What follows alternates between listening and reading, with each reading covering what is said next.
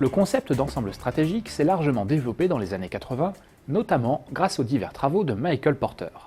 La paternité de l'expression ensemble stratégique semble toutefois revenir à Michael Hunt, professeur à l'université de Harvard, à l'occasion de travaux sur la structure de la concurrence sur le marché américain de l'électroménager menés dans les années 70.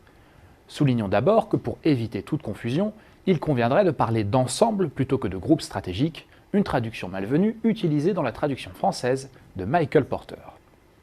On parle d'ensemble stratégique pour désigner un ensemble d'opérateurs possédant, au sein d'une même industrie, des caractéristiques stratégiques similaires et se livrant en concurrence de façon assez semblable. Il s'agit ainsi de déplacer une partie de l'analyse du jeu concurrentiel depuis l'industrie vers les ensembles pour mieux comprendre notamment les opportunités, menaces et actifs stratégiques de chaque ensemble et mieux décrypter la dynamique des différents ensembles stratégiques sur un même marché.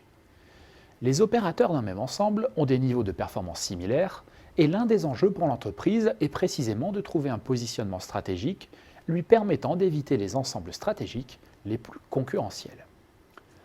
Le point de départ de l'analyse des ensembles stratégiques consiste à identifier quelques facteurs discriminants permettant d'établir des ensembles pertinents.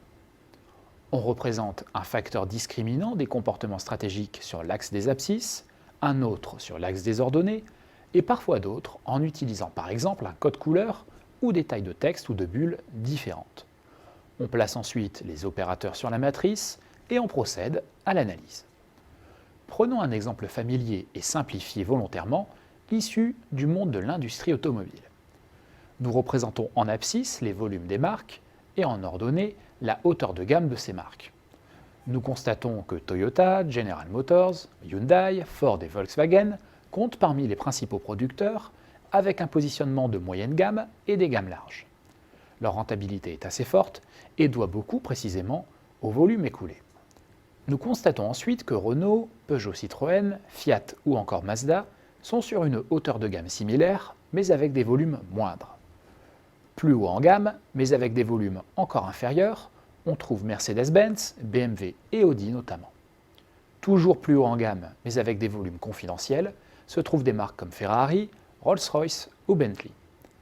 Reprenons notre analyse en ajoutant une variable supplémentaire, celle de l'importance des synergies entre la marque et le groupe auquel elle appartient, signalée par un carré vert. Nous faisons ainsi apparaître un grand nombre de marques au volume faible à moyen, mais rentables précisément par l'appui d'un groupe. Citons Dacia de Renault dans l'entrée de gamme, Skoda de Volkswagen dans la gamme moyenne, ou Lexus et Infiniti, marques de Toyota et Nissan respectivement, dans le haut de gamme.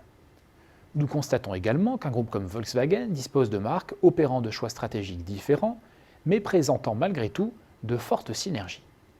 Aux marques déjà présentes sur le graphique, rajoutons Seat, Porsche, Bugatti et Lamborghini.